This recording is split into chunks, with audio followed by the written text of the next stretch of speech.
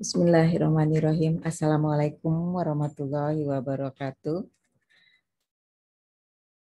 Selamat berjumpa kembali dengan saya Indah Meitasari, dosen pengampu mata kuliah Sosiologi untuk mahasiswa semester 2 Program Pendidikan Geografi FKIP UHAMKA.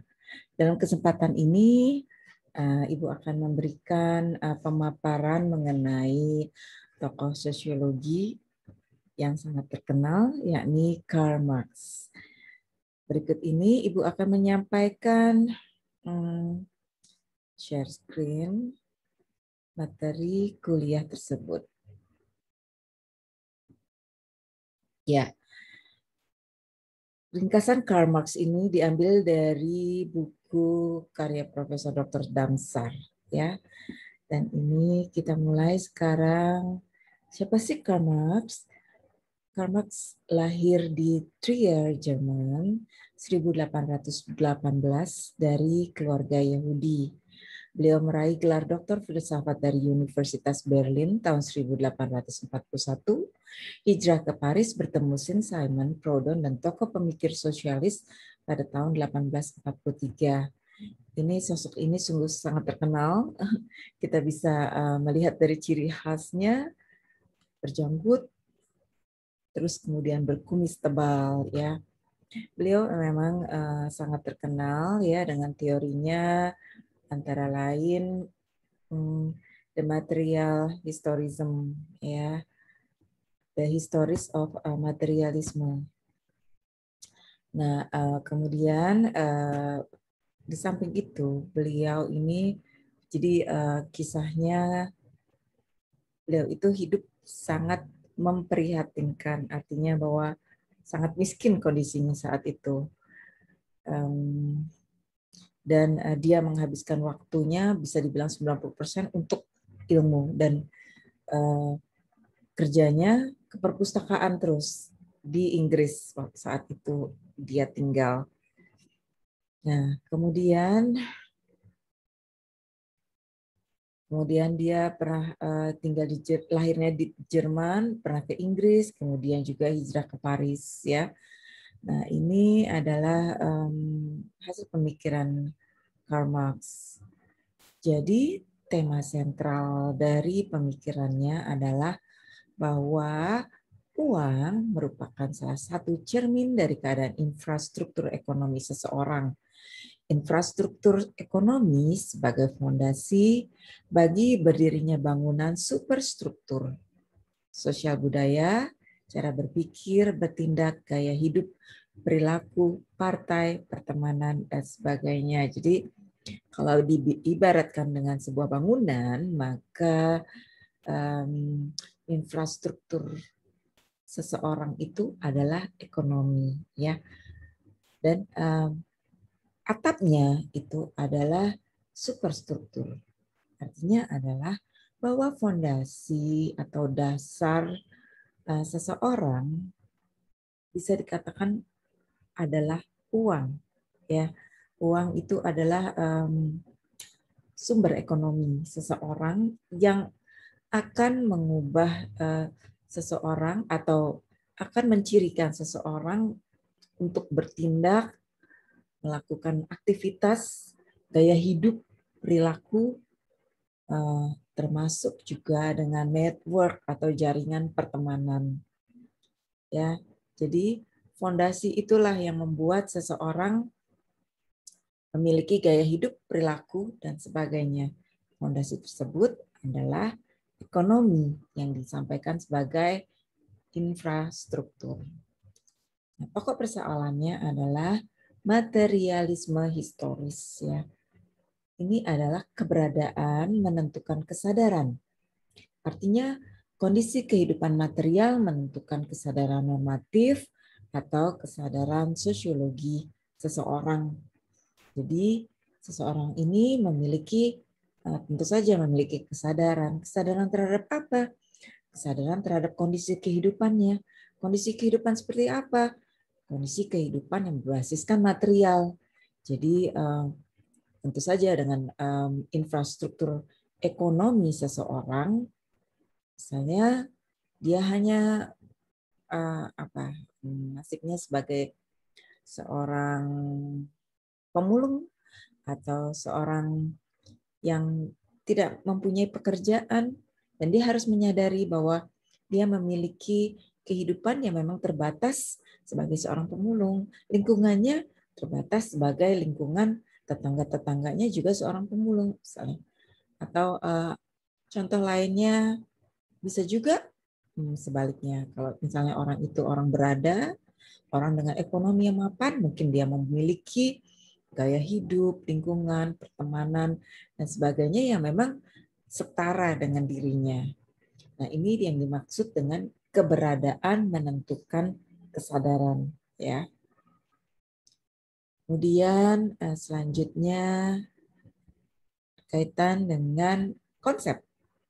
Ada 4 konsep sentral penting dalam memahami materialism historis. Pertama, means of production atau cara berproduksi. Kedua, relation of production atau hubungan produksi. Ketiga, mode of production atau mode produksi. Dan keempat adalah force of production atau kekuatan produksi. Means of production atau cara berproduksi itu adalah sesuatu yang digunakan untuk memproduksi kebutuhan material dan untuk mempertahankan keberadaan. Jadi mereka punya cara-cara tertentu untuk memproduksi kebutuhannya, ya, untuk mempertahankan hidupnya. Yakni mencari nafkah dengan cara apa? Oh, dengan cara menjadi supir Grab, ya. Dia punya cara untuk itu. Dia harus memiliki kendaraan, dia harus punya aplikasinya, mendaftar sebagai supir online dan sebagainya. Jadi ada cara-caranya untuk memproduksi suatu barang juga gitu. Jadi membuat menerima jahitan, jadi harus punya mesin jahit dan sebagainya. Seperti itu contohnya.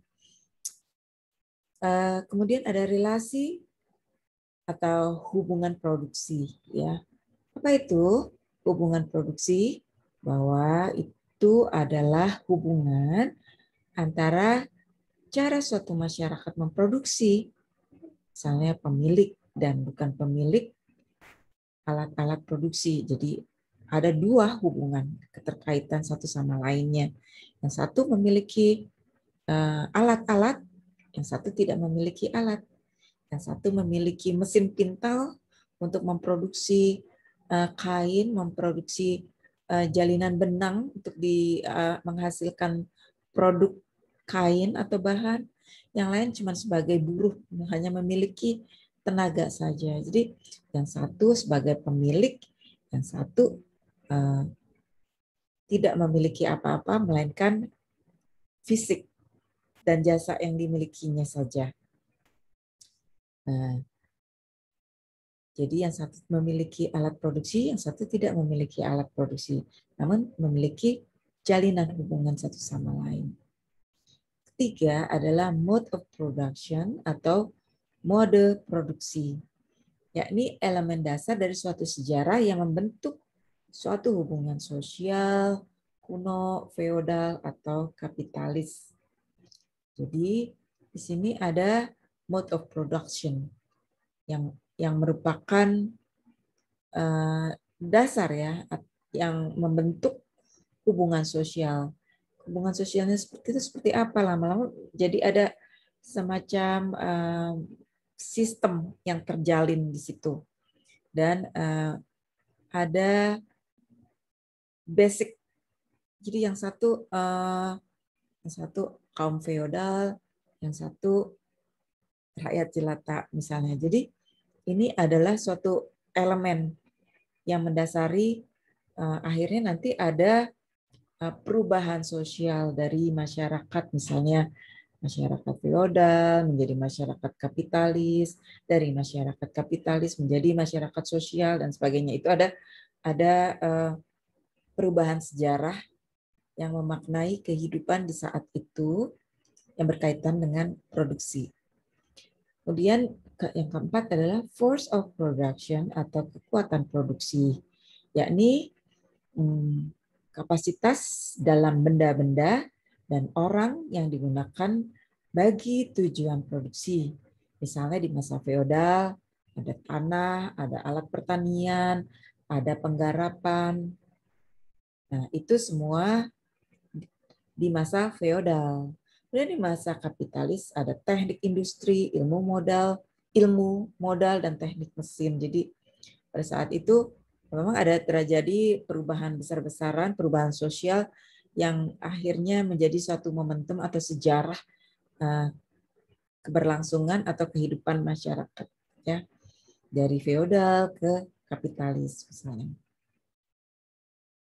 Nah, di sini kemudian perubahan sosial dan budaya yaitu perubahan yang terjadi pada cara produksi, seperti teknologi baru, penemuan sumber-sumber baru, sehingga muncul kontradiksi, di mana cara produksi atau hubungan kerja dan hubungan produksi atau dasar pembentukan kelas. Jadi lama-lama terjadi benturan atau konflik antara kaum pekerja dengan pemilik modal.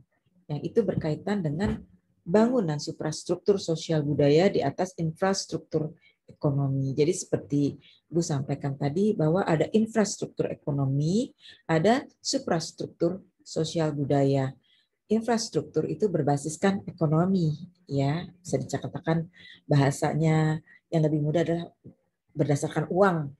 Jadi semuanya emang harus tergantung pada ekonomi. Ekonomi itu apa? Ekonomi ya uang gitu. Kita nggak bisa apa-apa kalau kita tidak punya uang. Bisa dikatakan seperti itu secara simpelnya. Nah, itulah yang membentuk bangunan suprastruktur yang akhirnya mengubah pola-pola tertentu dari sekelompok masyarakat, yakni sosio-budaya. Kemudian ada konsep yang namanya dialektika materialisme sebagai suatu metode. Ini diambil dari konsepnya Heger. Ya, jadi nanti lebih dijelaskan lagi, ada di display berikutnya, mungkin ada contoh-contoh yang akan Ibu sampaikan lebih jelas lagi. Tapi intinya adalah bahwa proses dialektika itu melibatkan tesis, yaitu ada ide asal, kita punya ide apa, kemudian juga ada antitesisnya, lawan dari ide yang kita miliki tersebut. Akhirnya memunculkan sintesis, ya, pertemuan antara kedua ide asal, ide lawan, menghasilkan sintesis. Dari sintesis itu menghasilkan tesis baru atau transformasi. Dan dari transformasi itu menghasilkan tesis baru lagi, yang akhirnya menghasilkan sintesis baru yang lebih tinggi tingkatannya dari sintesis yang pertama. Nah, ini ada teori-teori yang dikembangkan oleh Karl Marx, teori alienasi, teori perubahan sosial, teori nilai surplus, tentang agama, dan stratifikasi sosial. Ya. Nah, teori alienasi itu atau disebut juga keterasingan memiliki 3 makna. Alienasi sebagai peralihan kepemilikan, gangguan mental, alienasi antar personal. Kapitalisme telah menyebabkan manusia mengalami alienasi karena hasil kreativitas produsen menjadi terasing atau diasingkan oleh produsen itu sendiri. Pertama, produk di luar kontrol produsen. Kedua, produsen menyesuaikan kapasitas mesin. Jadi begini, ketika, saya ingin beritahu juga bahwa ketika Marx hidup atau tinggal itu dipengaruhi oleh setting sosial saat itu, yaitu revolusi industri. Ya, terjadi perubahan besar-besaran di bidang industri. Ya, banyak pabrik didirikan. Ya, banyak orang yang menjadi memiliki penghasilan yang sangat tinggi, tetapi banyak orang yang menjadi sangat kehidupannya sangat memprihatinkan ya. Nah, mereka dinamakan mereka itu adalah buruh yang mereka hidupnya ketergantungan dengan para produsen yang pemilik alat-alat produksi. Seperti kita ketahui, produksi besar-besaran itu misalnya menghasilkan produk ban berjalan. Jadi ada yang bikin tutupnya, ada yang bikin botolnya, misalnya ada yang memasukkan bahan makanannya. Jadi semua masing-masing punya tugas yang terkotak-kotak gitu loh. Jadi seperti ban berjalan, tinggal masukin gitu. Jadi beda. Jadi nah itu menyebabkan keterasingan. Ya, itu sebagai contoh saja. Hal itu menyebabkan satu keterasingan. Keterasingan itu jadi dia nggak bisa mengontrol produk tersebut. Dia mau menghasilkan berapa banyak, dia mau bekerja berapa lama, jam kerjanya juga sesuka-sukanya si produsen misalnya. Terus juga mereka tidak bisa menikmati hasilnya tersebut. Misalnya produksi sepatu mahal, sepatu bermerek, si buruhnya nggak mampu beli sepatu itu karena harganya sangat mahal. Jadi itu mereka merasa terasing. Kemudian juga dengan pekerjaan tersebut terjadi perubahan perombakan yang besar-besar mengakibatkan para buruh itu mengalami gangguan mental. Gangguan mental, merasa stres, merasa bosan, merasa tertindas, gitu, merasa, aduh, saya ini kok tertekan sekali ya dengan penghasilan sekian, tapi saya tidak bisa menikmati apa-apa.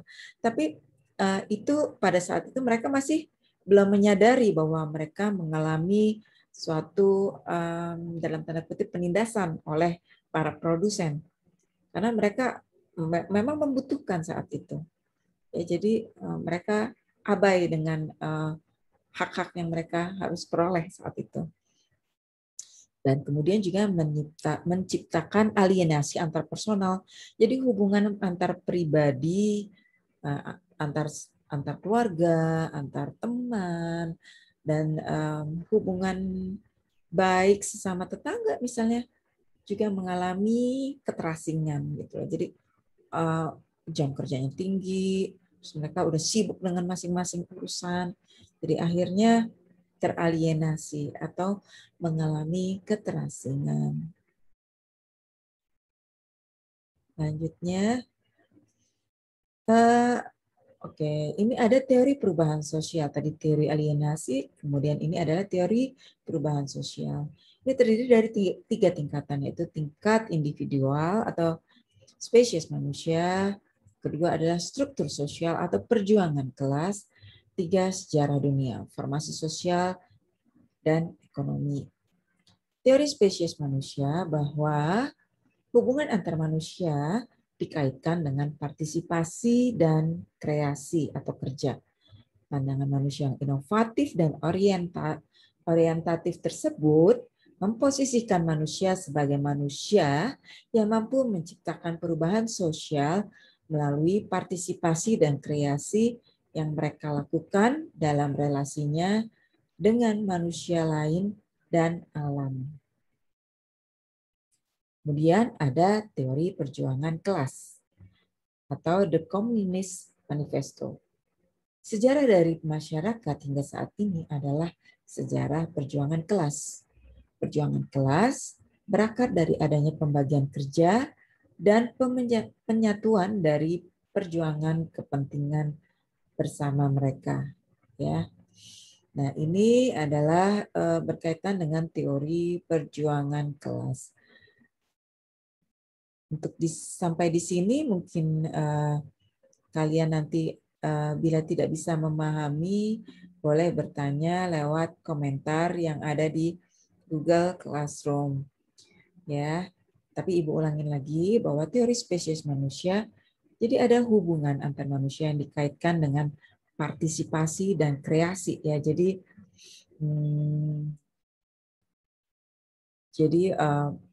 ada partisipasi kerja, ada kreasi yang mereka hasilkan. ada penciptaan hasil karya, ya. Nah, pandangan manusia yang inovatif dan orientatif tersebut memposisikan manusia yang mampu menciptakan perubahan sosial. Jadi, orang yang memiliki kreativitas itu lebih tinggi tingkatannya atau derajatnya, dan dia dapat menghasilkan, menciptakan perubahan sosial. Jadi melalui partisipasi dan kreasi mereka yang mereka lakukan dalam relasinya dengan manusia lain dan alam. Jadi mereka lama-lama orang kan berpikir, oh yang maju itu ternyata yang mempunyai kreativitas. Yang maju itu adalah orang-orang yang memiliki inovasi, penciptaan alat-alat, ya, alat-alat produksi yang tadinya orang misalnya menggarap sawah dengan bantuan binatang, kemudian dengan alat-alat. Nah, yang menciptakan itu, yang memiliki inovasi itu, itulah yang menciptakan perubahan sosial. Dan itu berkaitan dengan perubahan sosial, ya. Kemudian ada perjuangan kelas, ya, perjuangan kelas ketika masyarakat di kalangan bawah itu mulai merasakan atau mulai menyadari, ya, udah ada kesadaran bahwa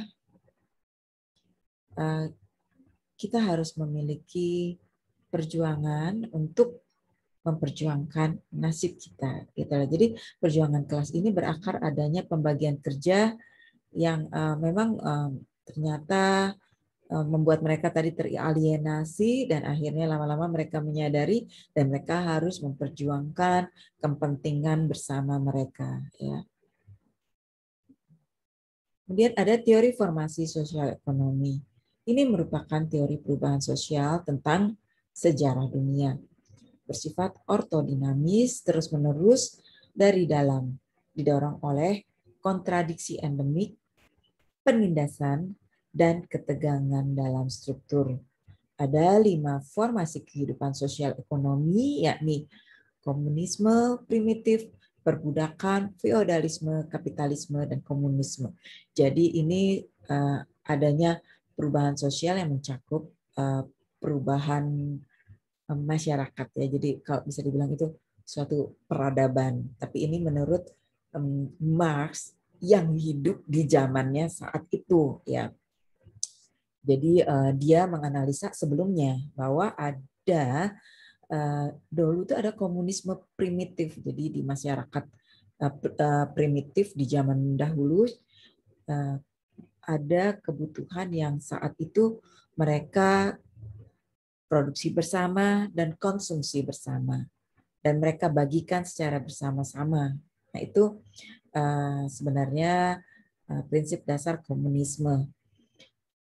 Dan itu terjadi di masa yang lalu ketika manusia belum mengenal alat-alat dan kehidupannya masih sangat sederhana. Juga ada kemudian timbul perbudakan ketika seseorang lebih menguasai kehidupan orang lain, ya, lebih menguasai, lebih memiliki, lebih mempunyai pemikiran yang lebih maju, kemudian yang mereka itu lebih akhirnya cenderungan lebih menguasai orang-orang yang tidak berdaya. Akhirnya timbullah perbudakan. Manusia diperbudak oleh orang lain yang memang lebih memiliki power atau kekuasaan. Kemudian timbulnya feodalisme. Nah, orang yang memiliki power itu lama-lama semakin berkembang, semakin maju, semakin memiliki banyak pengaruh. Akhirnya timbul kerajaan-kerajaan, ya, dari kerajaan-kerajaan kecil menjadi kerajaan besar. Nah, ada yang timbulnya feodalisme ini ketika orang-orang ada yang merasa, bukan ada yang merasa, ada yang tidak memiliki apa-apa, kemudian ada yang memiliki berlebihan dan memiliki kuasa, power, dan memiliki pengaruh yang luar biasa, ya. Nah, itu timbul feodalisme saat itu. Dari feodalisme timbul kapitalisme. Kapitalisme ketika mulailah terjadi penimbunan modal besar-besaran. Kapitalisme itu berasal dari capital atau modal. Ketika orang-orang yang memiliki alat-alat produksi akibat penciptaan inovasi tersebut, adanya peralatan, adanya penciptaan produk-produk baru yang akhirnya menghasilkan barang-barang yang memang mengesampingkan tenaga kerja yang secara manual, misalnya secara bukan manual, maksudnya yang tradisional. Gitu. Jadi akhirnya timbullah kapitalisme. Ya, jadi ada tuan tanah, ada orang yang memiliki alat produksi, sementara itu ada buruh, ada petani, ada pekerja kasar, ada orang pemilik modal lah intinya. Karena itu adalah di masa kapitalisme. Ketika itu mulailah ada kesadaran bahwa oh iya ini kapitalisme ini sebenarnya menindas kita. Jadi ada kesadaran saat itu bagaimana kalau kita harus sama-sama, harus adil, harus merata. Sebenarnya sebelum komunisme ada sosialisme. Dari sosialisme timbulnya akhirnya komunisme. Jadi kita sebaiknya nggak boleh ada masyarakat ini nggak boleh ada kelas. Kita harus sama rata, sama rasa. Gitu. Jadi itulah pemikiran yang disampaikan oleh Karl Marx. Dan pada akhirnya memang komunisme itu tidak terwujud karena dianggap sebagai konsep yang utopi atau bersifat khayalan yang tidak mungkin terwujud gitu loh. Ya. Kemudian nanti kalau insya Allah dalam kuliah berikutnya akan Ibu jelaskan lebih jauh mengenai hal ini. Ada 5 formasi kehidupan sosial ekonomi yang terjadi sepanjang sejarah umat manusia, yakni masa komunis primitif seperti yang tadi Ibu sampaikan sebelumnya. Jadi infrastruktur ekonomi dimiliki secara komunal dan berbasis subsisten, ya. Tidak ditemui kelas, tidak ada kepemilikan pribadi dan pembagian kerja, dan terjadi pengembangan teknik-teknik produksi dalam pemeliharaan hewan-hewan pertanian. Memunculkan surplus dalam periode 2 pembagian kerja sehingga memunculkan kelas dominan atau majikan dan perbudakan. Oh, ini infrastruktur ekonomi. Kemudian ini terjadi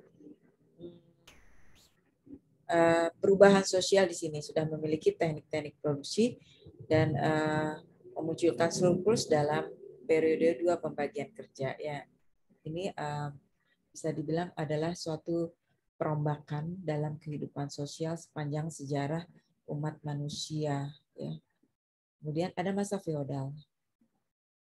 Masa feodal ini adalah kontradiksi terjadi pada tuan tanah dan hamba sahaya. Seperti Ibu sampaikan tadi, menghasilkan masyarakat kapitalis. Ada perubahan cara produksi dan kekuatan produksi melalui revolusi pertanian. Jadi mulailah ada yang namanya mekanisasi pertanian, mulai ada peralatan pakai traktor ya. Terus mulai juga ada intensifikasi pertanian ya dengan menggunakan pupuk dan beragam cara lain yang untuk berupaya untuk menghasilkan produk-produk yang terbaik dari pertanian. Nah, kemudian sistem pertanian ini akhirnya semakin efisien ya, ditambah dengan perkembangan teknologi baru, adanya mesin uap, pemintal, industri lainnya, dan terjadilah migrasi besar-besaran penduduk dari desa ke kota. Namun peran negara sentralis yaitu sistem yang menguntungkan bagi pemilik alat produksi telah menguatkan kontradiksi. Memang ada konflik, ada kontradiksi yang terjadi di sini antara pemilik alat produksi ya dengan orang-orang yang memang pada saat itu karena kehidupannya mereka harus pindah dari desa ke kota. Kemudian ada masyarakat kapitalis. Di sini ditemukan kontradiksi yang bersumber pada pemilikan dan pembagian kerja atau suprastruktur budaya yang menciptakan kesadaran palsu. Kemudian bourgeois memiliki alat produksi atau mesin, gedung, modal, ya, kelompok yang bekerja. Jadi gini, apa yang dimaknai dengan kesadaran palsu itu, ya mereka sadar, mereka bekerja, mereka mencari nafkah. Iya deh nggak apa-apa, saya bayarannya segini karena saya memang tidak punya apa-apa lagi selain tenaga saya gitu. Tapi nah ini suprastruktur ini menciptakan kesadaran palsu. Ya biarin aja deh si buruh ini semakin terbuai oleh keadaan bahwa ya memang saya harus bekerja seperti ini gitu. Karena mereka tidak punya apa-apa ya. Dan ini diciptakan oleh akhirnya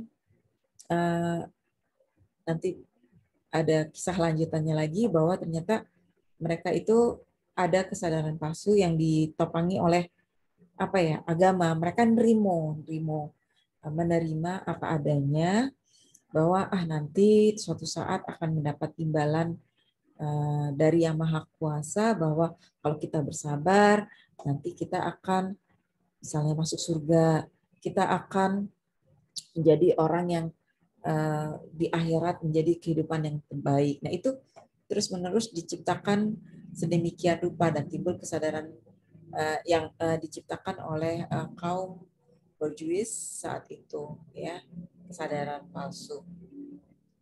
Dan kesadaran kelas, akhirnya timbul nih kesadaran kelas, dan mereka mulai memikirkan, oh iya ternyata kita tidak bisa seperti ini, kita harus berjuang, memperjuangkan kelas kita, kelas buruh gitu loh. Jadi kemudian inilah yang dinamakan kesadaran kelas dan perjuangan kelas, di mana terpusatnya kaum proletar di perkotaan dan adanya jaringan komunikasi yang dibentuk organisasi kelas proletar melawan musuh bersama.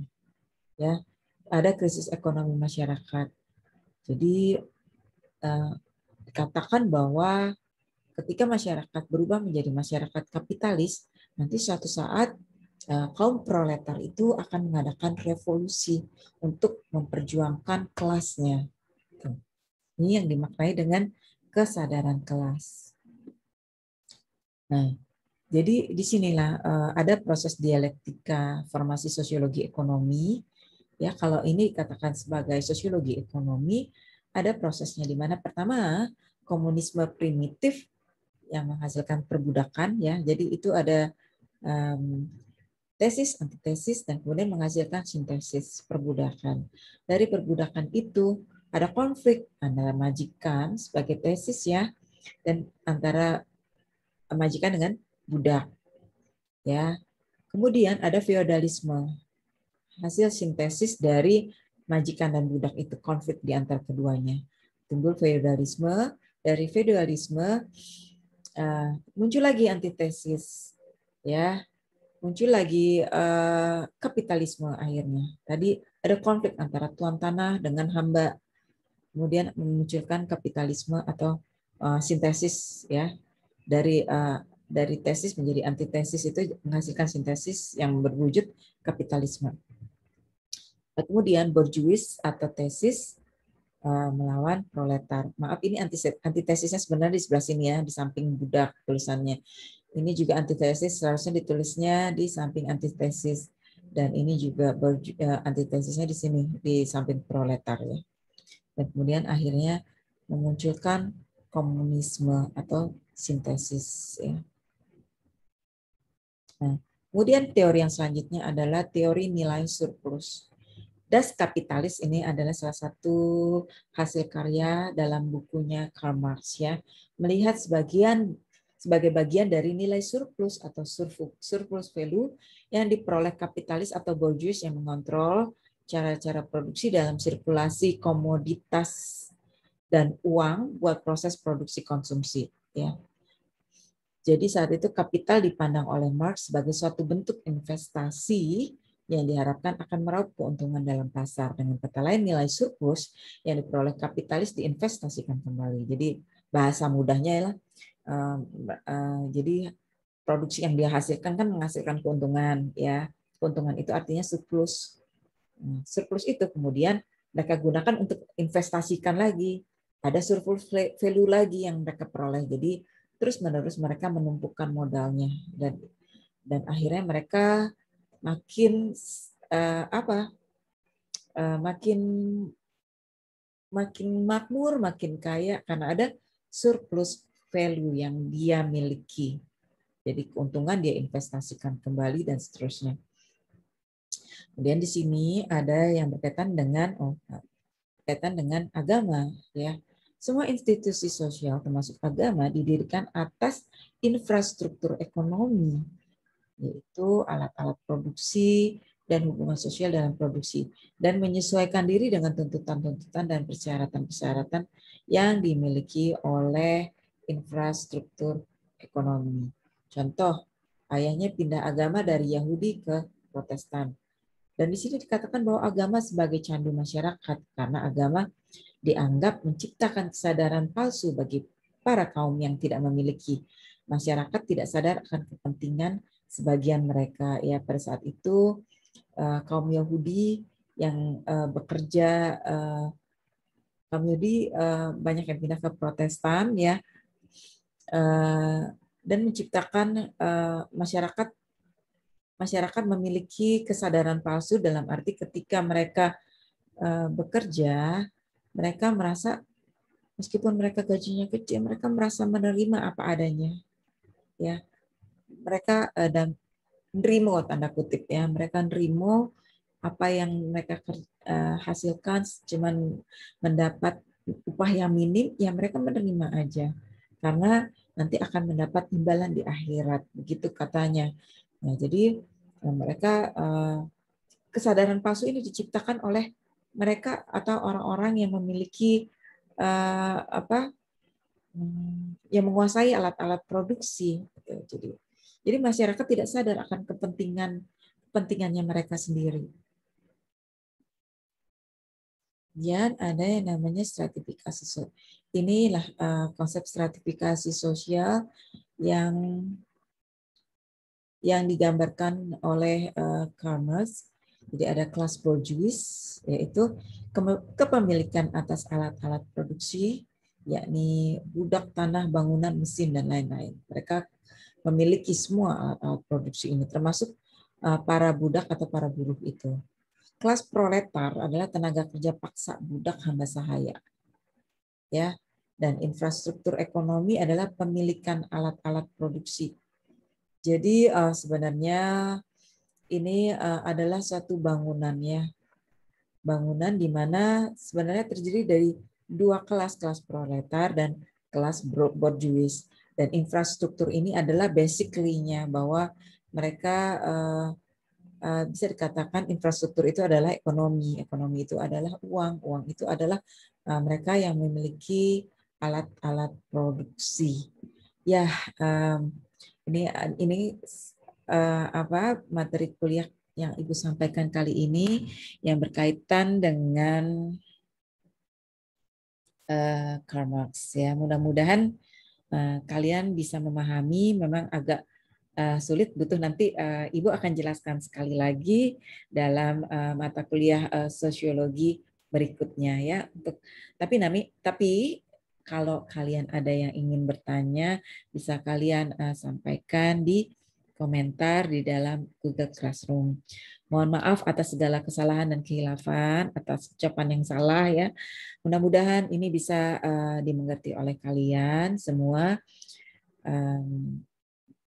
Ibu akhiri kuliah kita, mari kita baca hamdalah. Alhamdulillahirabbil alamin. Wabillahi taufik wal hidayah. Wassalamualaikum warahmatullahi wabarakatuh.